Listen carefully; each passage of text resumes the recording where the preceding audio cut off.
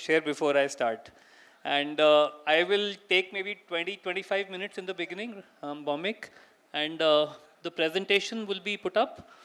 I will take you through the journey of 10 years of CSR in a very precise manner, in a very surgical manner. And I am using the word surgical because CSR is a surgical strike on the development sector. We all know the Balakot strike. And can we make it very impactful with full compliance? Will be my focus. I will touch upon some of the core concepts of CSR, just like a revision. I will also share some trends on policy change. And interestingly, I will also tell you something very interesting. Are there any chartered accountants here? How many of you have done your certified course on CSR from the Institute of Chartered Accountants? Yeah. I will do that. So then let me get started. Huh? So how many of you are aware that the Institute of Chartered Accountants is doing a course on CSR certification? Are you aware? Have you enrolled for that course?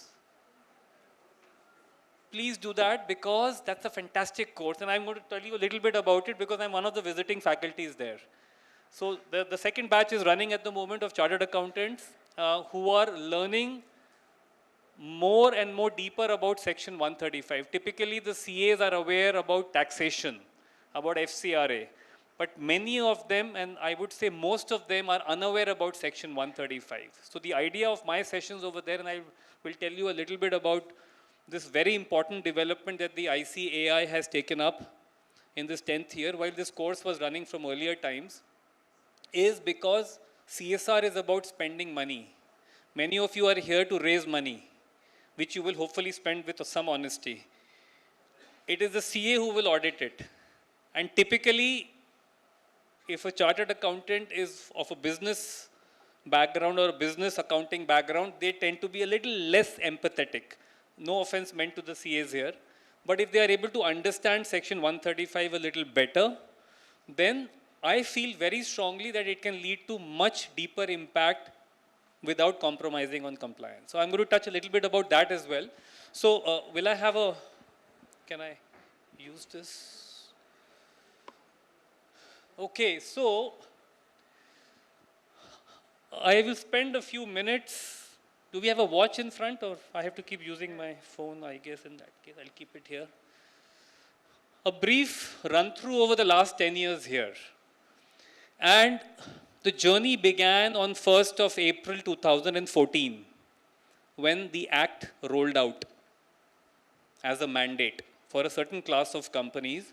And there have been some very interesting milestones, 2015, the first high-level committee was set up by the Ministry of Corporate Affairs. I was with the ministry at that time. I was with the Indian Institute of Corporate Affairs, one of the agencies which was the nodal agencies to roll out the CSR mandate. And the Director General over there was Dr. Bhaskar Chatterjee. He was here yesterday. I'm not sure, is he going to be coming today? Or maybe maybe he's not coming this time, but he was there yesterday evening.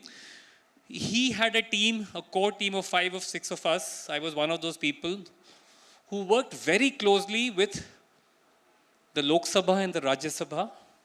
How many of you have read the intensive notes of the Standing Committee of Parliament, which was headed by Mr. Yashwant Sinha? You might have heard of Mr. Yashwant Sinha. How many of you have read? If you want to read them, I can share them with you. Those intensive notes that led to the formulation of this act, basis which we are here 10 years later, because if you read those notes, you will understand what is the intent of the law. And that is what was then enshrined in section 135. The high-level committee of 2015 and 18 and 19, 2015 was too early because the data was still to be coming out because the spending had just about started. But 2019, there was a lot of data that came out. How many of you have read the recommendations of the high-level committee on CSR that was set up by the Ministry of Corporate Affairs? Any hands over here? How many of you have read section 135? I need to go back to that question which I ask every time when I take a session. So please read. If you have a diary and a pen, please make some of these notes. This presentation is available with the CSRBOX team. Please use the presentation. I have used some very key points that each and every one of you should know if you want to play the CSR game, whether you are an NGO, you're a corporate, or you are in government. Because CSR is like a framework of compliance with lots of freedom within. If you want to do fundraising, you may be very good in impact, in implementation, but if you do not know the rules of the game, you hit a goal and it will be called offside. It will not score. You will not get the funds. You get the funds, you don't do it the right way, you may get red flagged by the chartered accountant or by the corporate donor whose CFO, the chief finance officer, is the key person now. So some of these recommendations then converted into the amendments of 2021. I hope you people are aware about the amendments of 2021 because that brought about a sea change in the way CSR was rolling out in the country. Now, 2023 is the 10th year, also coincidentally coinciding with the G20 presidency of India. And there are some amazing insights that are coming out because I do some very deep analysis. So what I'm going to present, I think Bhaumik is going to do more of data analysis on the monies that have been spent and the numbers that come across. I will share you the analysis of policy evolution because it is the policy which is making the money to be spent. How has that policy evolved? If I don't know that trajectory of evolution, can I predict the next 10 years? No. But if I know the trend on which the policy is evolving, I will be ahead of the curve and I will know what lies ahead. A smart guy knows what lies ahead and then you plan accordingly. So that's what this presentation is going to be about. This is a brief about the law. I hope you know the law. I'm not repeating it. It is a compliance framework. You need to be eligible under certain criteria which are mentioned. Once you become eligible, there is a budget which is on the oval shape, the egg shape figure on the top. And then there is the board level compliance, the CSR committee and the role of the board that kicks in. So CSR is a board level activity. Now what this means is that it is the board which takes the decision on policy on CSR. You go to the boards, and I'm going to refer two companies that I'm working with very closely. One is ONGC, and the other is HCL Foundation, HCL Tech. Are the HCL people around here? I don't know, Robin was there. I met him outside. But they represent a couple of gold standards. And if you go and check, how many of you are raising CSR money as of now, tell me, from the market through your NGOs or whatever? Just raise your hands. And out of this, how many of you have gone to the CSR website of your donor to check the names of the members of the CSR committee? How many? Okay, that's interesting because quite a few hands there. How many of you have noticed how many of those are independent directors and are not independent directors? Have you noticed that? Only 2 hands. 3. That is a very important piece. Because if there is a majority of independent directors, like you will find both in the CSR committees of HCL Tech as well as ONGC, you will find that such organizations are more neutral. They will not be driven by interests or the direct business interests of the company. So I'm sharing some of these thoughts because these should help you evaluate how the funder is thinking. Get inside the mind of the funder to get the funds. How do you beat your opponent in a game of cricket or a football? Who's a good bowler? Because you can outwit the batsman.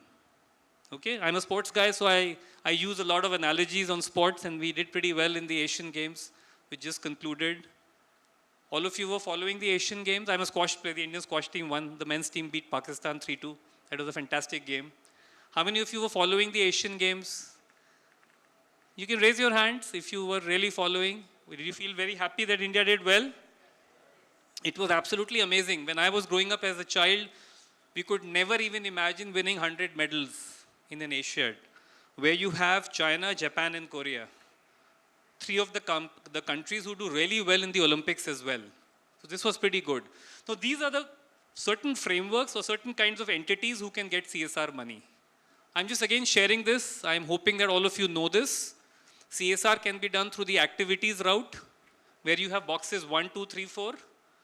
You have the corporate foundations in 1, the external vehicles in 2, the state or central government vehicles in 3, parliament or state legislature entities in 4.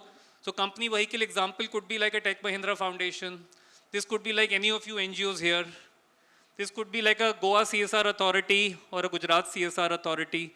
This could be like an Indian Institute of Corporate Affairs, and this could be like an Institute of Chartered Accountants or an Institute of Company Secretaries of India, which has been set up by an Act of Parliament.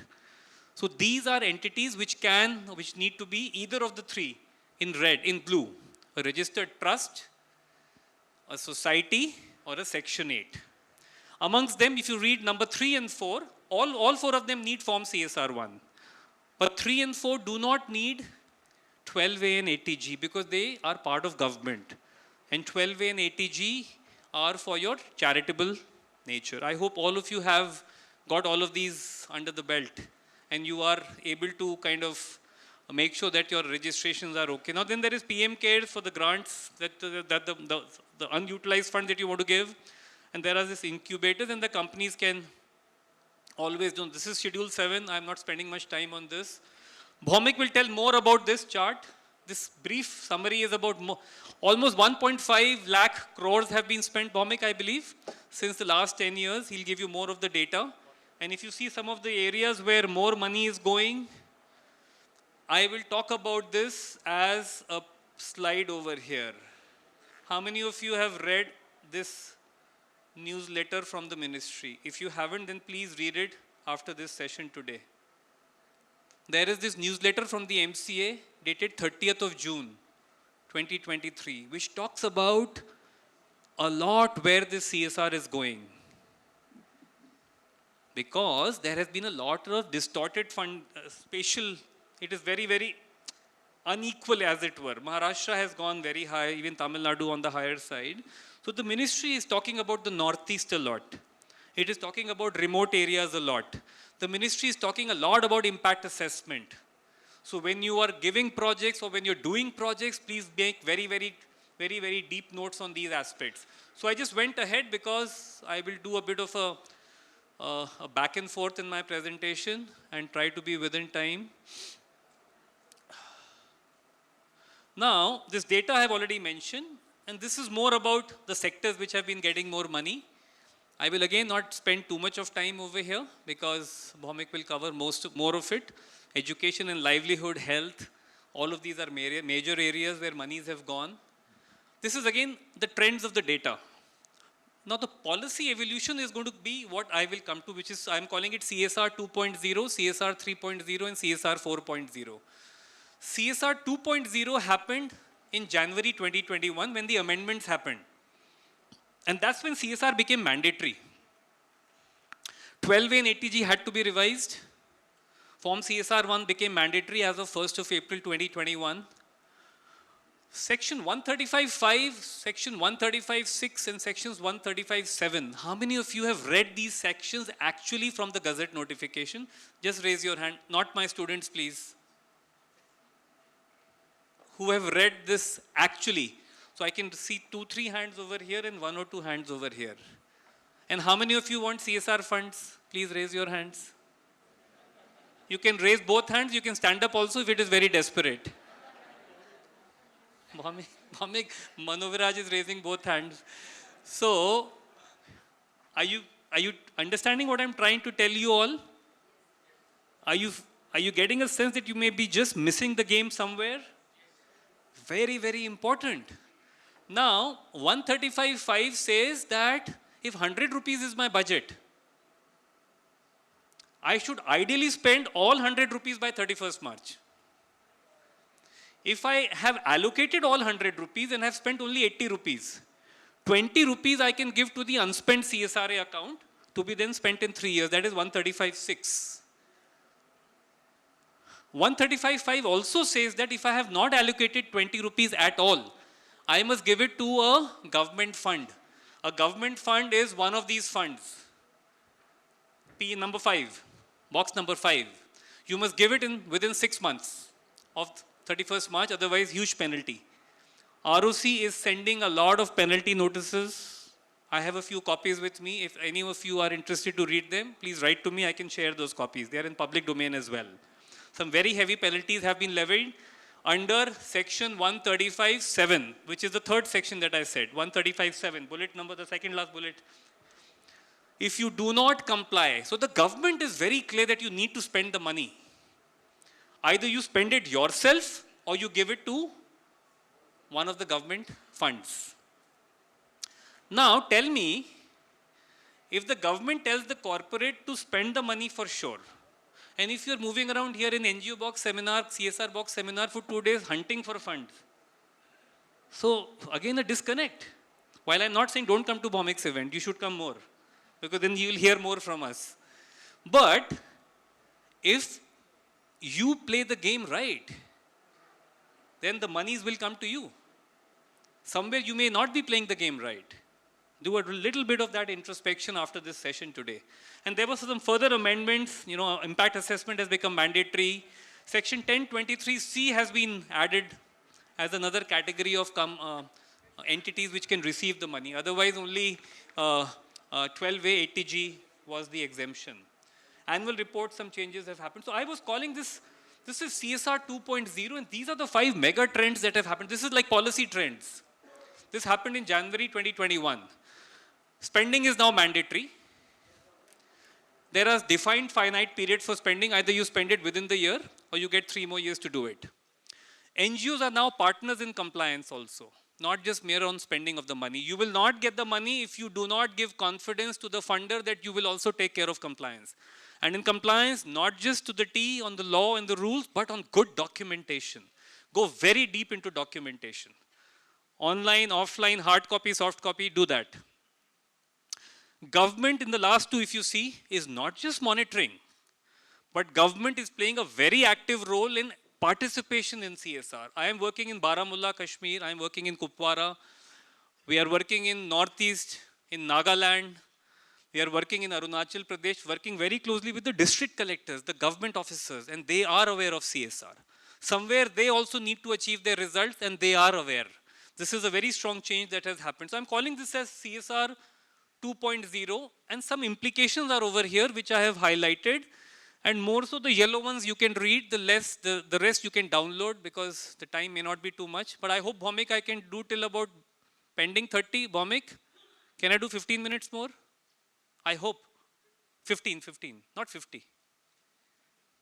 I hope all of you are not very hungry. Can I take 15 minutes more? Okay, sir. I hope I'm giving you some food for thought. Okay, so transparency and accountability, very critical. Role of CFO becomes very, very important.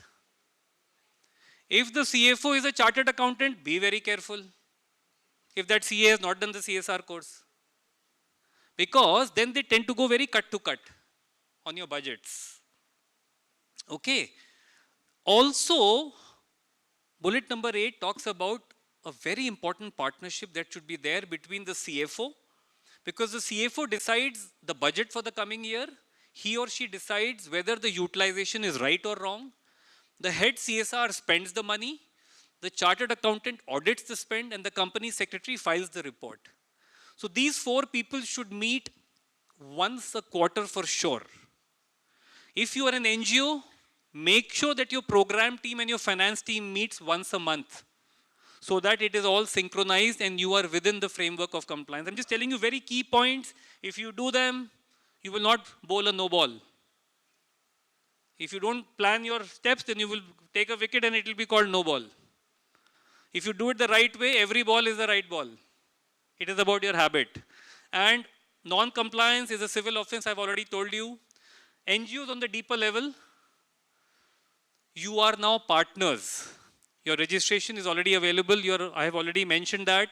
Form 10BD, I hope you're taking those out if you're giving grants, if you're receiving grants. Are you aware of Form 10BD? You must make sure that your CA is doing it. If your CA is not doing it, change the CA. Get somebody who knows compliance. Very, very important. And the last but not the least is what I'm saying. If you do not know the rules and regulations, then it will surely be a case of who moved my cheese. What is the meaning? Somebody else will receive the funds and you will not, and you will be out of the game. In fact, this is one chart which I'm sure you will not be able to see. I use this extensively with my students whom I teach CSR. This covers ABCD, all 100 rupees. A vertical is admin expenses. B, C, D, and E are project expenses, where B column is on impact assessment. We will share the presentation. I hope, Bhomik, they can download it from the app. Is there an app that you've downloaded? So this PPT is going to be there. So please download it. If you can understand this, you will be able to make a detailed project report, project proposal which is well compliant. If you submit a compliant project proposal, your probability of getting funds can go up many times. Once you get the money, you will not make a mistake. Whether you're an NGO or if you're a giver of funds, you will not misallocate funds and then get into an audit red line. I'm sharing some few points. How many of you are aware about this fund utilization certificate? This has been released by the Institute of Chartered Accountants. This should be used by your CA. Again, cross-check with your CA all these points. This is that course that I'm talking to you about. In fact, I just conducted the session on the 7th, which was Saturday, and I was in conversation with the institute today itself, and they told me that please promote this course. You can download the details of this course also.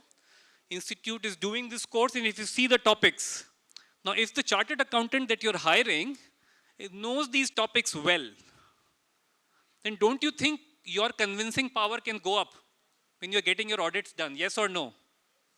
Otherwise, if they are not knowing section 135, they may audit you in a very cut-to-cut business way.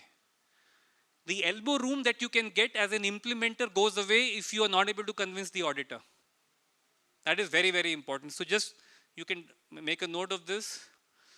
I call this CSR 3.0 because of the G20 situation and the post-COVID situation where there has been a general downtrend of economy all over the world. How can CSR kick in? Under the situation of G20, where India is in the limelight, you have to also use the rising curves wherever you can to build your proposals and then go for CSR, raise resources, implement them with high impact and full compliance. I'm calling this CSR 3.0 because of the fact that also we are in the decade of action, 2020 to 2030, which is called for the decade of action to achieve the goals of SDGs, Sustainable Development Goals, and we are lagging behind. Can CSR help us catch up? If you are keeping these things in your mind when you submit your proposals or when you're evaluating proposals, if you're a funder, you can actually make your NGOs submit proposals which are aligning with the way the whole mandate is evolving, not just in terms of compliance, but in terms of the global requirements, whether it is climate change, whether it is economic slowdown.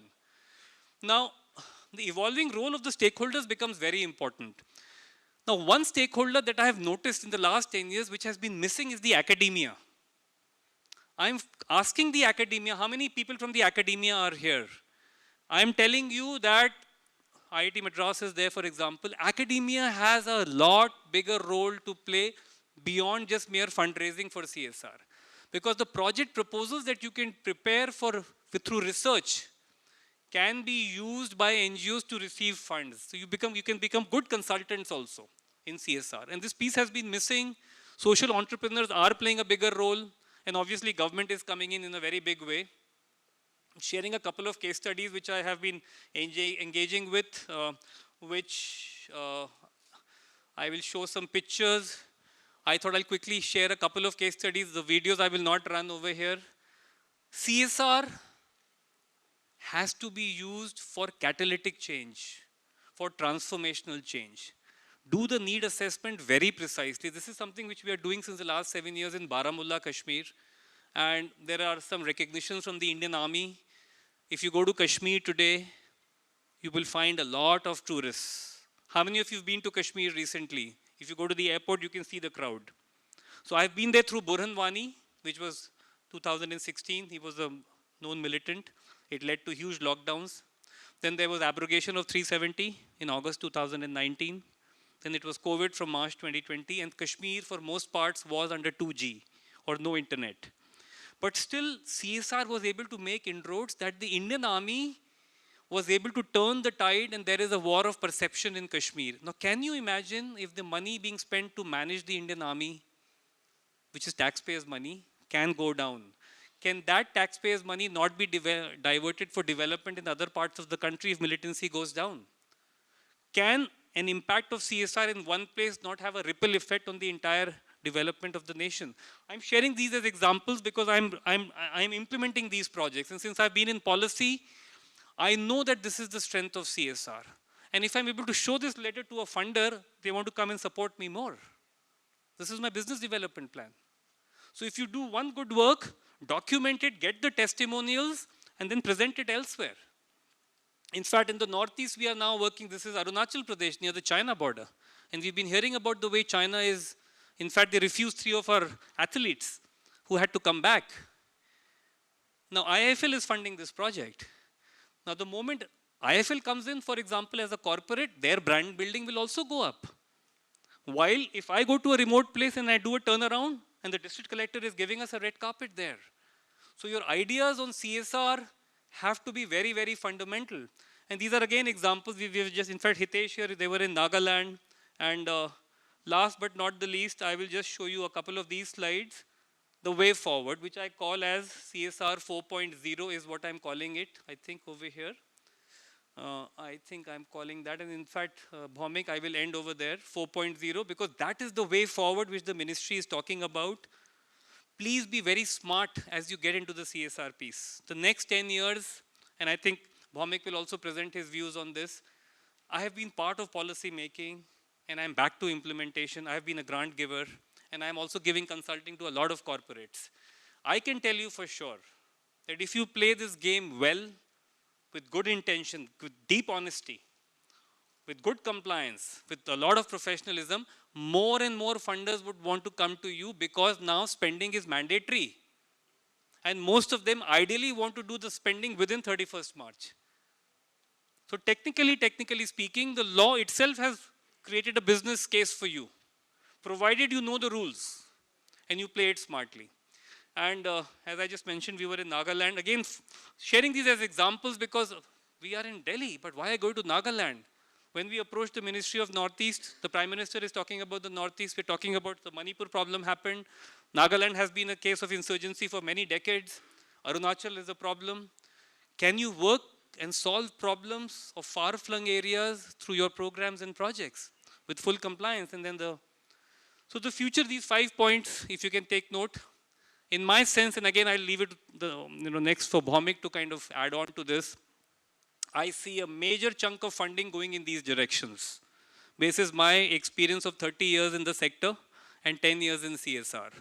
In policy, in implementation, and in advisory, as well as trainings. 21st century skills, we were at the IBM session yesterday, Bhaumik and I. AI, generative AI, 21st century skills are going to be very important. Innovation, innovative projects, get in innovation. Get in those elements which can make the donor feel that you're thinking differently to solve difficult problems with high impact. The Northeast, obviously, cultural development of this thing in green growth, obviously. We do some of this work, Don Bosco people are here. We are working with them and helping them do these CSR details, and thank you very much. We can take some questions later, maybe, Bhaumik, but I would like to end by saying, what I have seen as a CSR person myself, because I'm a lot on the field, please spend a lot of time on field work. Go to the field. Talk to the people. Put your ear on the ground. You will get all the ideas from there. Thank you very much.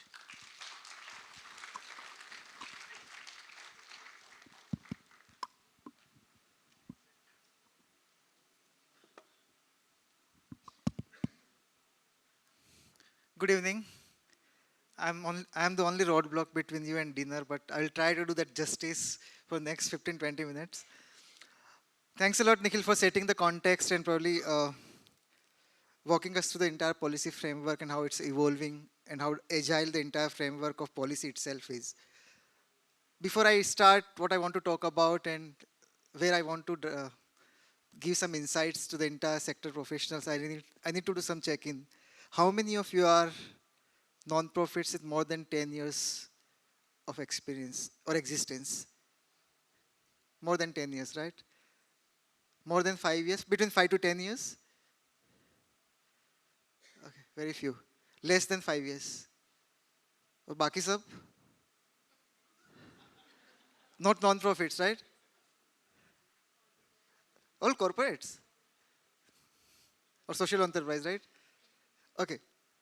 How many of you, those who raised hand, represent leadership of those non-profit?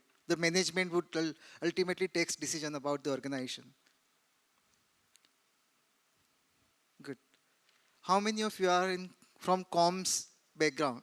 Or how many of you work on communications for non-profit? Very few. Huh? How many of you are in program design?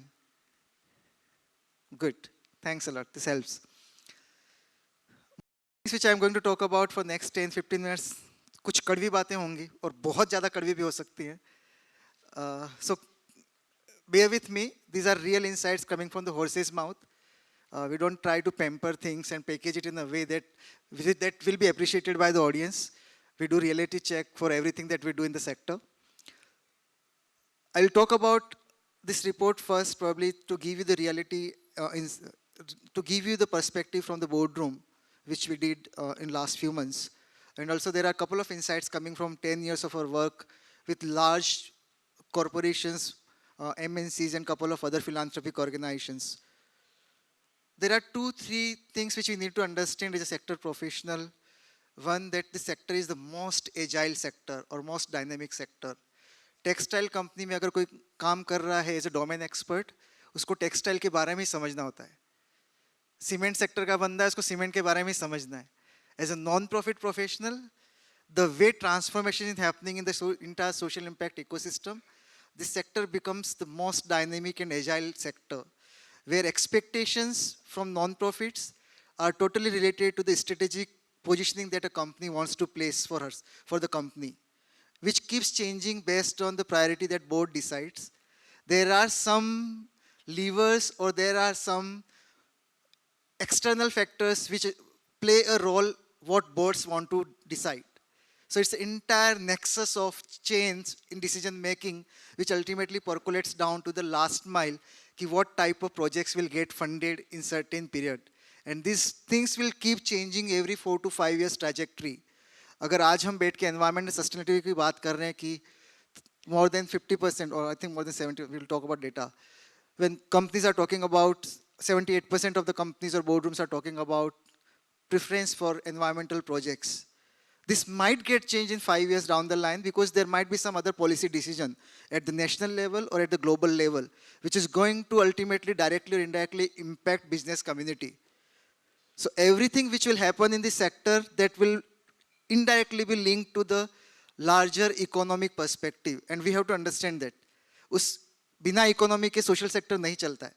No matter हम कितना भी हल्ला मचा लें या हम कितना भी एक्टिविज्म कर लें, जहाँ पे इकोनॉमी प्रॉस्परस होगी वहीं पे जाके सोशल सेक्टर अल्टीमेटली प्रॉस्पर करेगा. बिना पैसों के सोशल सेक्टर नहीं चलता है. We have to do that reality check in. Now why India is in a bright spot. Sorry, somebody saying something? Okay. Why India is in a bright spot, that probably the kind of economy that we are, we don't get affected with external factors a lot. So we are very established economy in terms of internal factors playing vital role rather than external factors, which also gives a lot of strength to the social sector, that there is a confidence in the economy and there is a confidence in the funders that they are going to prosper in next 5 years, 10 years, so they can take those decisions to decide about their projects and program. There are many reports which will come in next few months from various players with whom we are going to interact in next tomorrow when we are doing our next session on catalysts for next 10 years. You will see that there are reports which will talk about how India is going to become hub of social impact decision making across South Asia region. When you talk about currently philanthropic funding decision, social impact funding decision, Asia leadership largely sits in Dubai, Singapore, or a couple of other countries currently for Asia Pacific region. The transformation is happening very rapidly, where India is going to be the center spot for entire decision making for Asia Pacific region for the philanthropic funding or CSR funding.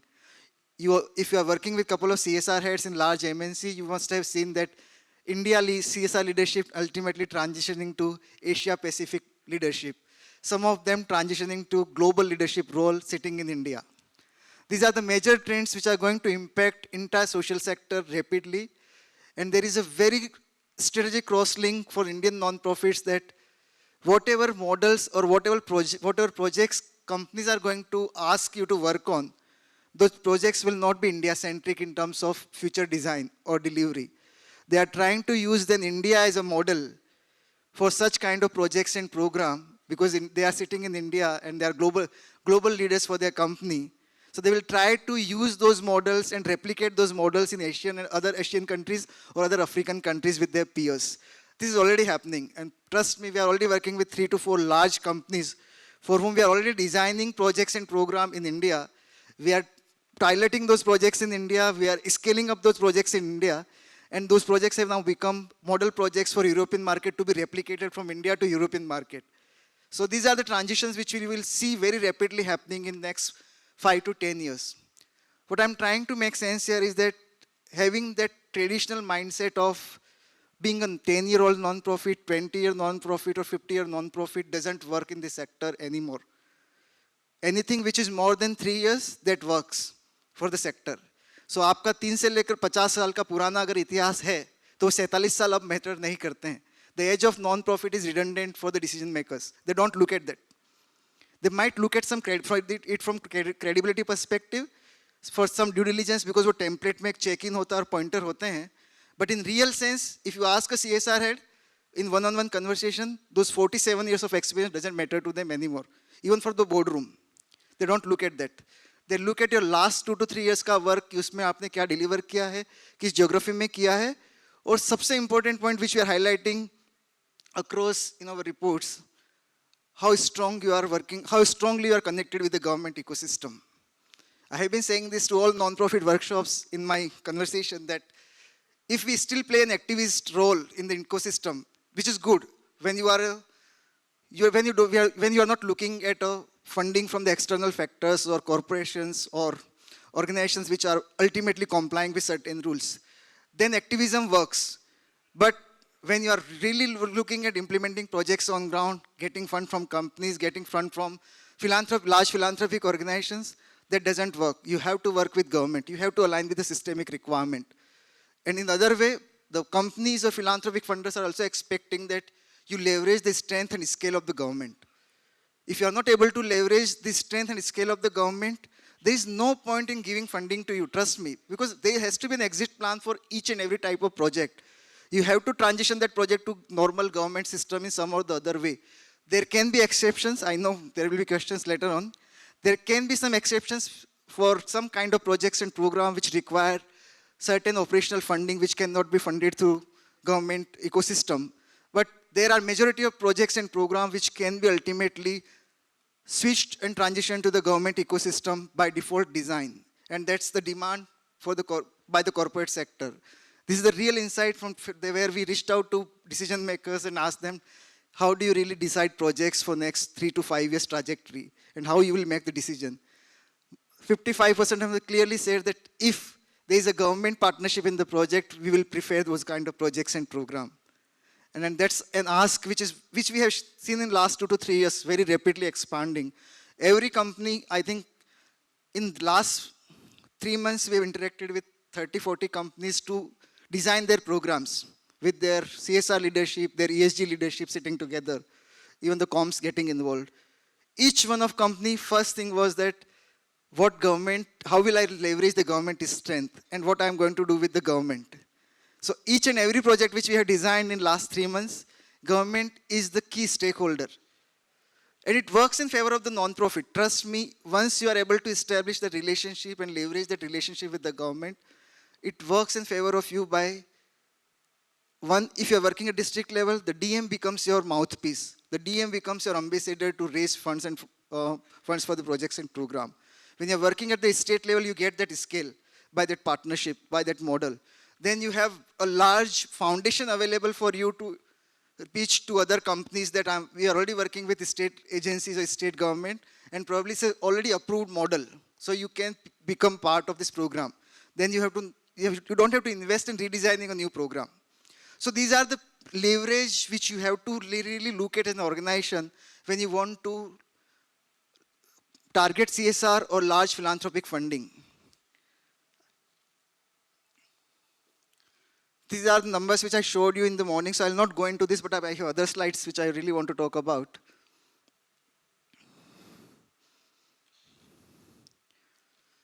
This you know. Okay. Now coming to the duration of the project, what type and what duration of the projects companies are looking at? Most of the companies are really looking at mid-term projects and programs which are at the top line of the CSR compliance, like 3 year plus, 1 + 3 year का जो regulation है, उसके हिसाब से most of the companies are trying कि we go for long-term project.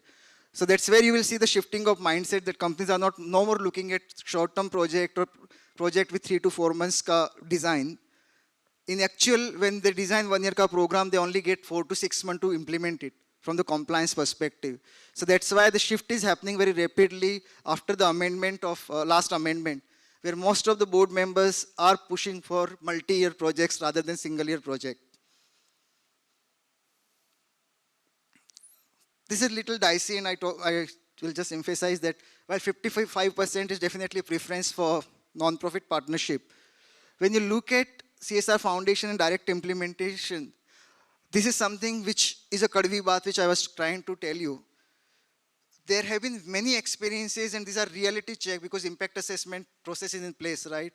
Where most of the projects which were implemented in 2021, those have gone for third-party impact assessment. And we are probably working with almost 120 companies doing impact assessment for their large projects and program.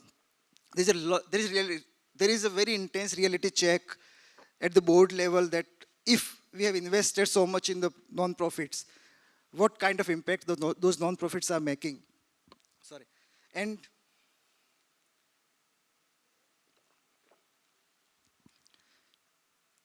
when there is realization that most of the funding which was given, probably the expected results were not there. And that's where this transition is, or shift is there. You will see that 40% of the fund is being transitioned to CSR Foundation as implementation partner. There's a preference in the boardroom. It's not happening right now, but there's a preference that probably in future, we would like to implement projects through a foundation rather than our implementation agencies. Why so? Probably this slide answers everything that I'm trying to tell you. Thank you.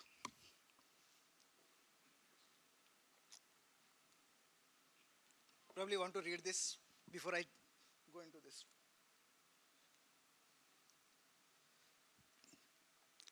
When you look at,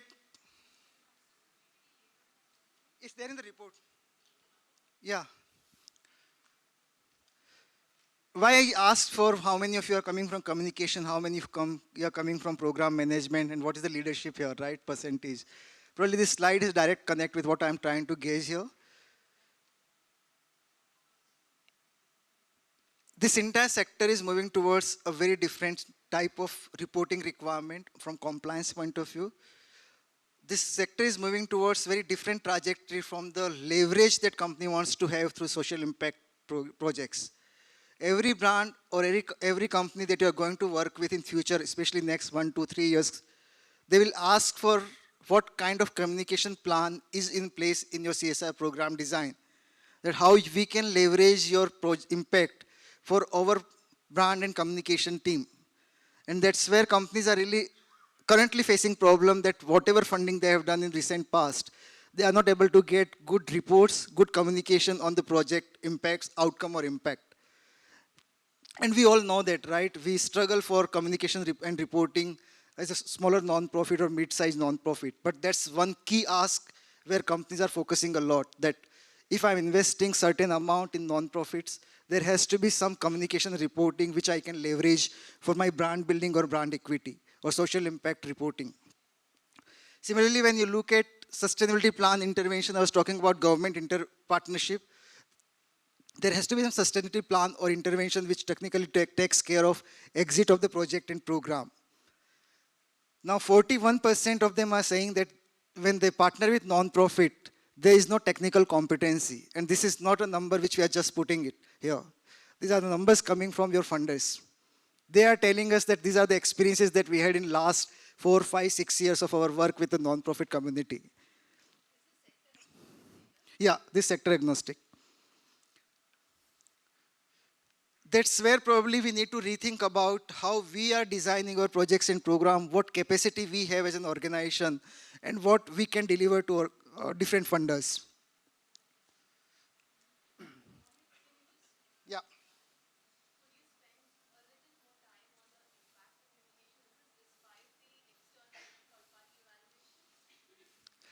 This is largely very internal board members requirement plus CSR leadership requirement, where they're trying to say that even if we are not looking at impact assessment, right, there has to be some kind of communication leverage available through the program implementation.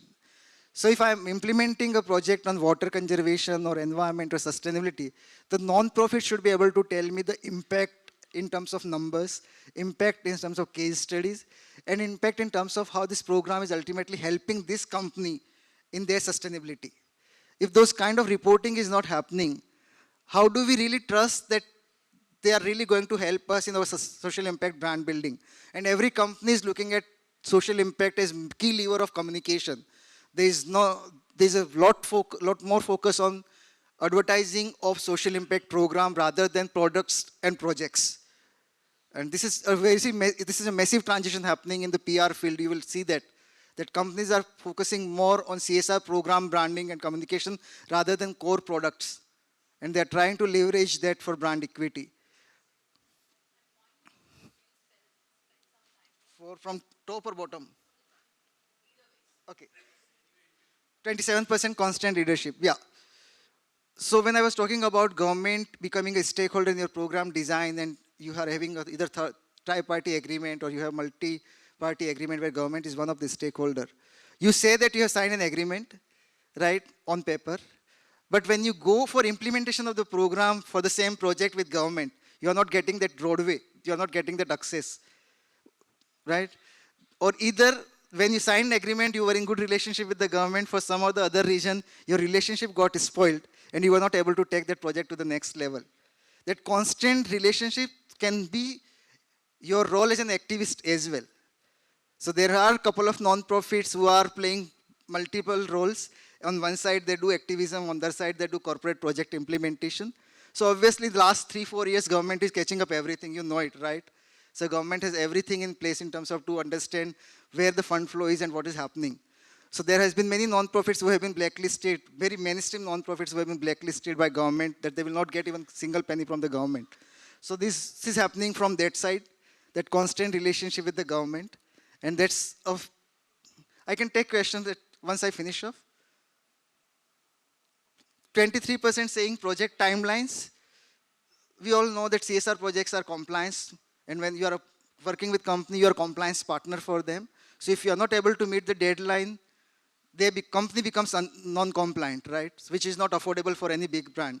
So that's why they are saying that they believe that if they have their own foundation, probably they will be in better control to implement projects in program. This is very important segment for non-profits, especially those who are 3-year, 4-year-old. Environmental sustainability is definitely going to be the key sector for social or environmental project implementation, whether it happens through CSR or whether it happens through a marketing budget. Trust me. This is a mandate which companies are getting internally. It's going beyond CSR. So if you are an organization, you are an expert organization working in environmental sustainability projects on ground, no matter whether you are CSR compliant or not, probably you can get a fund through other kind of mechanism from the organization, because there's an intense requirement for environmental projects on ground. There's a lot of demand coming from the corporate sector, even the philanthropic sector, to implement projects on ground. And trust me, we still don't have good non-profits implementing projects and program, which matches with the expectation of the sector. We ourselves struggle a lot to map a couple of non-profits in one particular pocket or geography for thematic interventions in environmental projects. And these are the key subsector priorities where companies want to invest in environmental project. This will happen through CSR, this will happen through ESG funding, this will happen through core business funding as well, which is beyond the CSR. So if you are an organization working in these domains, try to leverage and build more capacity. It's definitely a sunrise sector. I will not go into this because we know that general spending has been about healthcare, education, wash. But transition is happening rapidly, where board members are saying that 1/3 of their CSR fund can go for environmental sustainability projects in coming years. This is key. Board members are saying, or CSR decision makers are saying, that NGO needs to build capacity. There is willingness in the corporate sector or even the philanthropic sector where they want to build capacity of non-profits through different mechanism. But this is a very personal experience that while working with non-profits, we find that we are not agile for learning. And Nikhil can vouch for this even after 10 years of CSR compliance, right? While we sit in CSR workshop, we don't know what CSR law talks about. Nikhil and I have been doing workshop for SCL Foundation all across India for last 6-7 years. Every workshop we go, 60-70% of the non-profits are not aware about CSR law. For us, when we do consulting, right, when we don't have a domain expertise, we invest a lot of time to do internal research and capacity building. Trust me, we invest lakhs of rupees to just build internal capacity. So sometimes it's very important for non-profit to build internal capacity as well. It cannot happen, or it cannot always happen through external factors. It has to happen through internal resources as well. और हर चीज के लिए पैसा नहीं लगता है, कई बार समय लगता है. So if we are able to invest some time to build capacity, there are a lot many resources available right now for to build capacity, which are open source resources. But probably we have that mindset. It's very inherent in our non-profit ecosystem. I'm not blaming anyone, but it's very internal and inherent. We know it, right? कि करना है लेकिन कर नहीं सकते. जानते हैं करना है, but छोड़ो हो जाएगा. So that attitude probably needs to be changed. Nikhil, we were talking about 2,200 crore. So, yes, so when we'll have the official data out, hoga agle saal, when we complete the 10th year, we are in the 10th year, right? When we complete the FY 2024, the CSR Fund 5 must have completed 2,02,000 crore. When I was talking about these numbers in morning, it is about 10 years, but one single year in 2030 will have 50,000 crore or more. By 2040, it will be 100,000 crore CSR by itself. So the regulatory changes which has happened on FCRA or other front, probably those are going to be compensated with the various new models which are evolving in the social sector, be it CSR pie increasing, be it social impact ecosystem of family offices. There's a research report which is coming out in next few months by a third party. You will see there are 6,000 family offices in India. 6,000 family offices which are technically managing their philanthropic funding for CEOs, MDs or promoters of the companies. So, and these are like, when you see Zerodha types of organization, these are the family offices managed for philanthropic funding. So India is going to be hub of billionaires. We are already having that rapid expansion in numbers in terms of billionaires, young billionaires. I'm talking about new startups, founders who are getting $1 billion funding and then becoming a billionaire. These numbers are going to increase rapidly in coming years. And these numbers are ultimately going to transition into family offices which are going to invest in social sector program, design or delivery. Then even globally, India is becoming hub in terms of economic resources, new companies coming in India and setting up their plants or offices. This ultimately transitioned into new program creation for the social sector, which is going to rapidly expand the social capital for India. And we are estimating it to be 250,000 crore by 2030. It might be 500,000 crore by 2040. The entire sector is going to be that big. So there is huge capital going to be available in the entire sector. The onus lies on the social sector professionals that how do we want to capitalize on that? How do we want to be agile about responding to that kind of requirement and delivering things on the ground? One thing which we have to understand that priorities will keep changing in the cyclic mode. 4 to 5 years, every 4 to 5 years ka trajectory, the priorities will get changed in terms of order of priorities.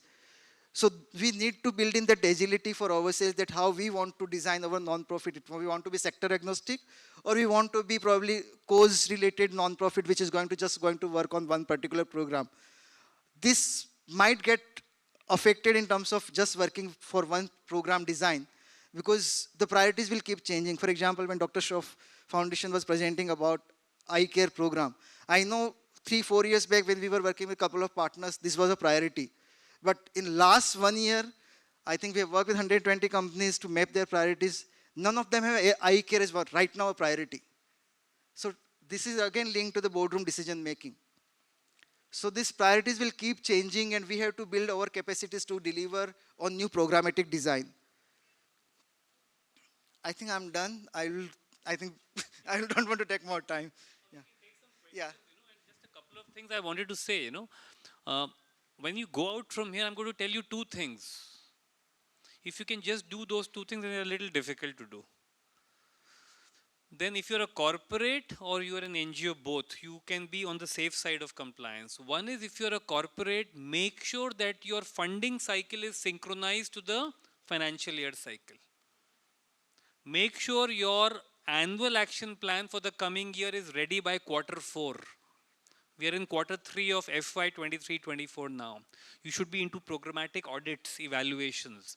By quarter 4, get your programs under your control and sign off your MOUs by end of March. The first checks should be released by first week of April.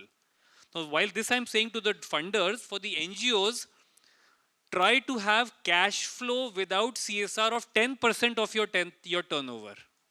Because invariably, even if I'm saying this to the corporate, your funding will come not before July or August. And you have to pay salaries to your staff. It is very, very critical. And common to both of them is have CSR trained professionals. As Bhaumik also said, you have to have people who know the language of CSR. And as I mentioned to you, in my team, I do this, and I think Bhaumik also does it. All of the people are CSR professionals. And in fact, in my team, since I'm a CSR trainer, I make sure I first train them and then I hire them. Coincidentally, as I said, many of them over the years have turned out to be my funders as well, because then they know that this guy knows the law. So we can take some questions now, I think, Bhaumik, and happy to kind of, is there a mic going around? And yeah, please. And you can just mention either Bhaumik or me, and happy to take your queries. Hi, my name is Divya. Question for any of you who would like to answer. Hello. What is the play of the social stock exchange in this entire game going forward? And, how much more do we need to understand about how that will work in kind of social or impact procurement? And for Is Hemant coming tomorrow, Hemant? So there's going to be a session on the social stock exchange tomorrow, Okay, I think. great. Yes. But in any But I case, have we'd a love counter to. view to it, which I will present to you once you've spoken your question. Sure. I'll first ask Bhaumik to say Okay. something, then And I'll say something on that. How are for-profit social enterprises kind of placed in this game of CSR today and moving forward? That's So Bhaumik, you can first take the CSR stock exchange, because I have a I don't want to say this, honestly. I have a view, but it will be counter to what Hemant is going to say tomorrow. Yeah. So I'll park it honestly. There is a counter view and probably I will retain that right now. But I will respond to second. No. So I will tell you one thing. My view is not a counter view, it's a recommendation. Huh? So 10 years after the CSR law, we are all here because of CSR, because you need champions to drive this. If the stock exchange can have champions to drive it, of what they are speaking right now, then I would like to see it 10 years from now.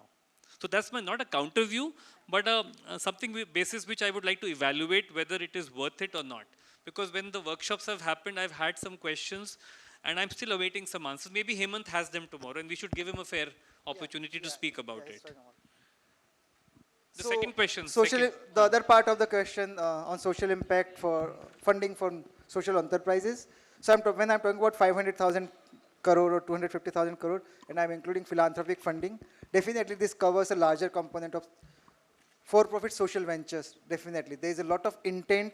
There are family offices which are focusing a lot in terms of percentage of amount parked for social enterprises, so that they can capitalize it on it in terms of whenever they have to probably scale up their social impact funding, they can use that corpus to invest in more programs in other geographies.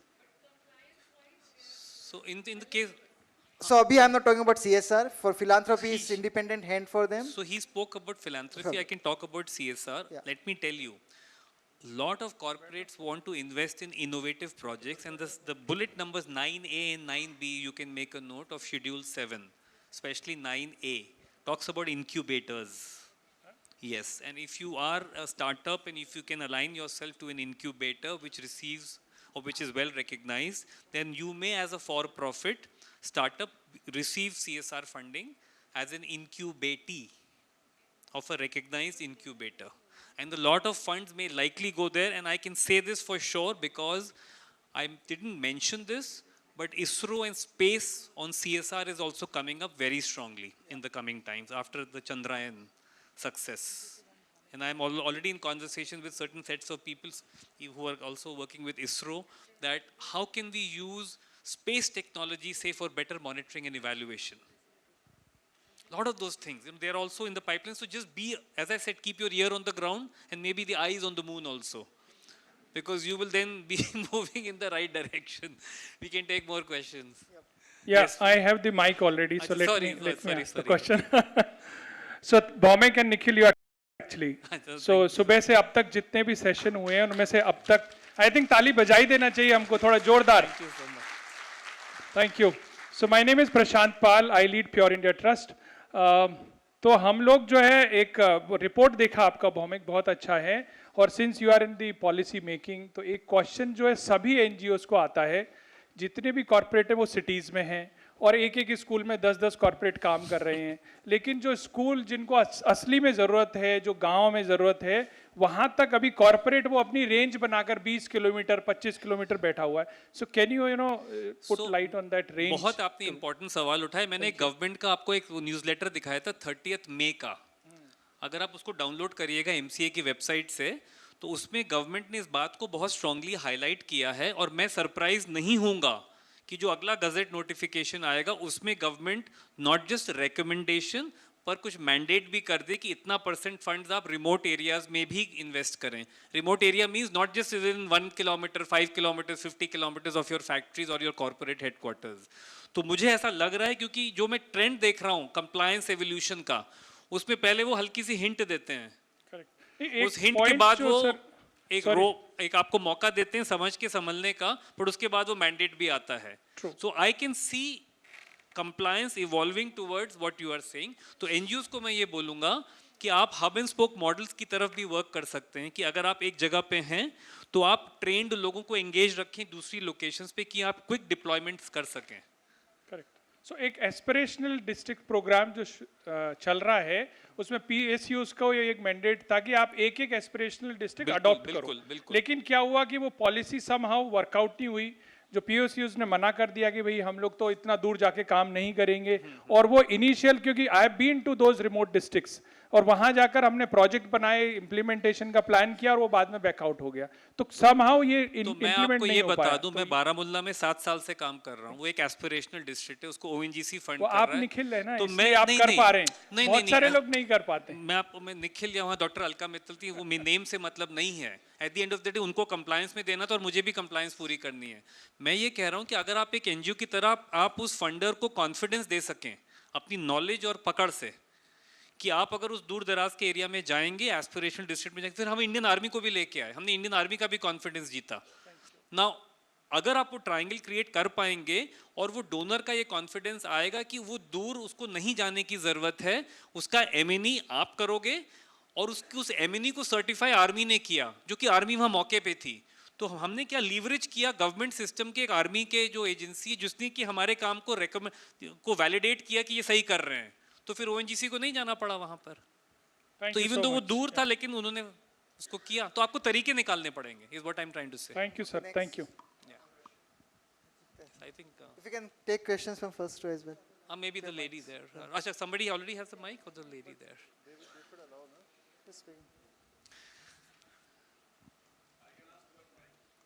No, the mic is coming.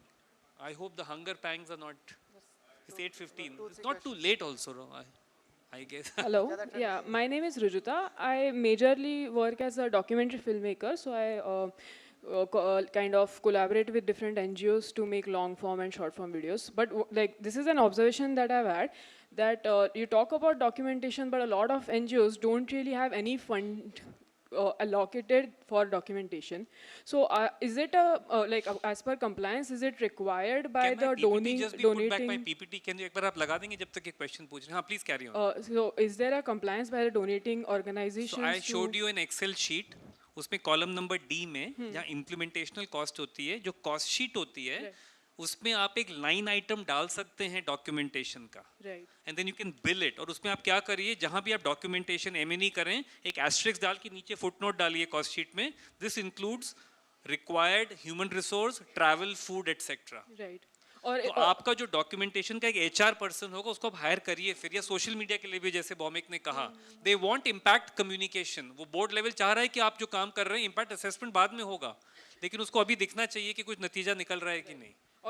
or do the donating organizations also hire people on their side for They documentation? could, as part of the 5% which is admin overhead, वो अपना overall एक CSR का documentation, एक film बनाना चाहे वो कर सकते हैं, जैसे हमारे केस में ONGC ने किया, उन्होंने हायर किया किसी को। And companies do pay for comms, trust me. Yeah, they pay, they want to The pay. only thing is how do you want to put it on proposal? Your line item And how is do the you want key to on the cost set sheet. that narrative for them? अगर आपको social media videos, high resolution picture चाहिए तो cost है. Then there is an acceptance for communication cost. We have done all these projects for many clients in terms of proposals building, approved proposals. In fact Bhaumik की बात को मैं और मजबूती से कहूंगा कि जो उसने कहा इम्पैक्ट कम्युनिकेशन, वो बुलेट नंबर जहाँ 27% दिख रहा था, उसमें जो आप ह्यूमन रिसोर्स हायर करें, वो communication with knowledge of CSR hire करें, क्योंकि उसको वो पकड़ना चाहिए कि वो चेंज क्या आ रहा है जो वो कम्युनिकेट करेगा। जैसे मैं कह रहा हूँ, आप CA को भी वो हायर करें जो CSR जानता है, Understood, right. बिकॉज अदरवाइज वो गैप हो जाता है, वो मिस हो जाएगी चीज। Generally, I work as an outsourcing. If we can move to next, sorry, let's we can go to take the next off one. the Yeah. record. Yeah. I think we have. I have a important question on behalf of all the NGOs. Sorry. Hi, my name is Shabir Hussain. I am representing Water for People. I know it's a tough question to answer, but it's on behalf of the entire NGO. I mean, as of now, government has asked CSR to say that you have to mandatory spend 3 to 5% of your money. Now the problem is, as an NGO, we are searching for corporates. So do you think there's a scenario where the corporates are searching for those NGOs who are alignment with their things? Because I really cannot see that. I mean, as an NGO, we have to approach corporates, but there's a mandate already. So can you see a scenario in the coming future where the corporates are going to search? I mean, can we flip the table and say that instead of NGO searching for corporates, or instead of NGO doing a mapping for corporates, how about corporates doing a mapping for their alignment to the good NGOs? And how can we do? I mean, is it possible? First question is this. I think we should, if we are talking about 5,000 crores or 500 crores, I mean, I think we should, 5,000 crores you said, right? 2 lakh crores. 2 lakh crores. So can you see a scenario where instead of NGO searching for the corporates, or corporate searching for NGO? How about that? Already happening. Huh? It is already I happening. can't see that. It is already happening. I can see more It is NGOs here, less already corporates here. happening. वो तो demand and supply है, वो तो हर जगह रहना है, वो तो रहना ही है। आप अगर एक छोटा सा भी अच्छा काम करें, जैसे मैंने कहा, आप एक बालाकोट स्ट्राइक कर दीजिए आप, Okay. उसको आप अच्छे से इम्पैक्टफुली कम्युनिकेट करिए। सोशल मीडिया उसको प्रोलिफरेट करता है, जो फंडर है वो भी सर्च कीवर्ड से ढूंढ रहा है आपको। Is it? Exactly, why not? हम दैट्स व्हाई ही तो सेज ढूंढ ही रहे हैं, हमको कोई नहीं ढूंढ रहा है।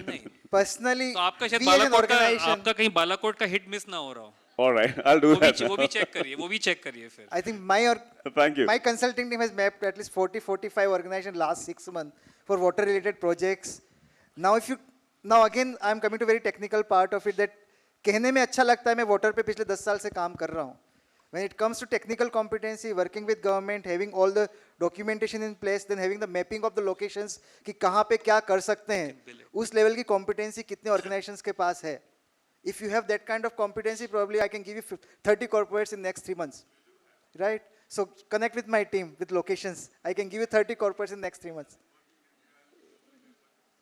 Yeah, so connect with my team. I can give you 30 corporates There with is a different way locations. to do it. There is a Yeah. way to do it, and you have to understand how to go about it. So it is happening. It is factually happening. So you must engage with and understand how it is happening. आप ये नहीं कह सकते कि नहीं हो रहा है क्योंकि वो हो रहा है. I think the lady there. Yes, ma'am. Hello. Yeah, we are a new NGO, like, and Just put the mic closer, please. yeah.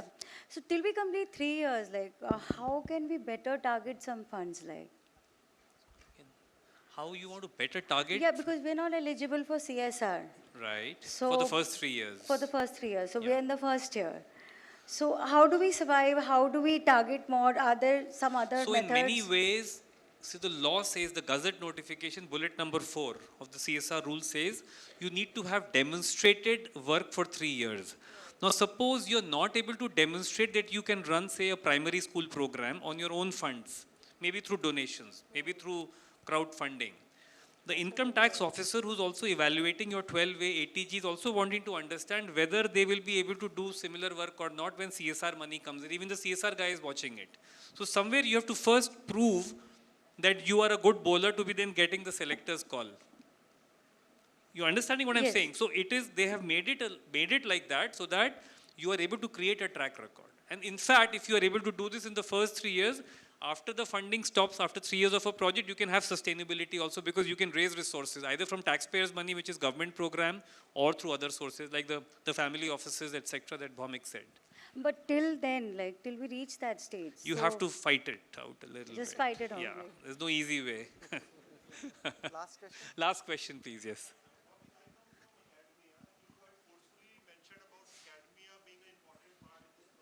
I did mention it. Can give consultancy to NGOs.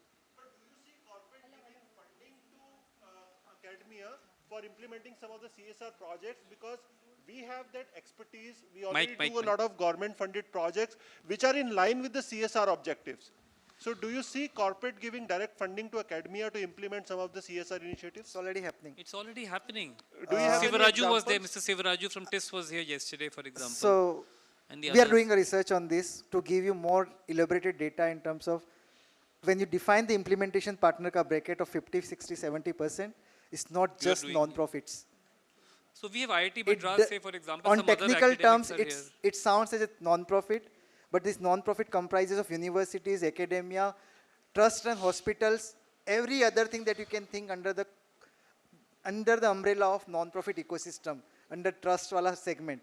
So when you discount of universities, when you discount of your hospital I run know trust, that universities are entitled, but because you are mentioning about boardroom, boardroom discussions.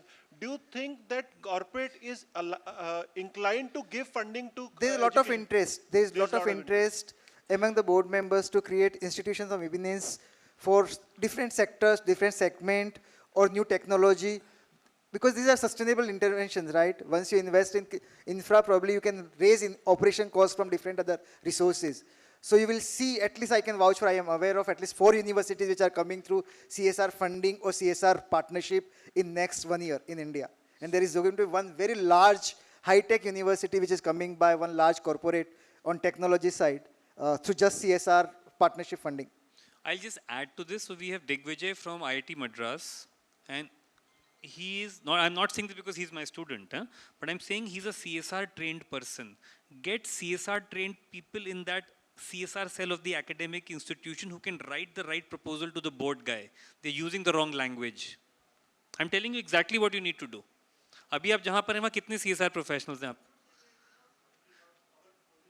No, but I'm asking you a counter question. How many of the people?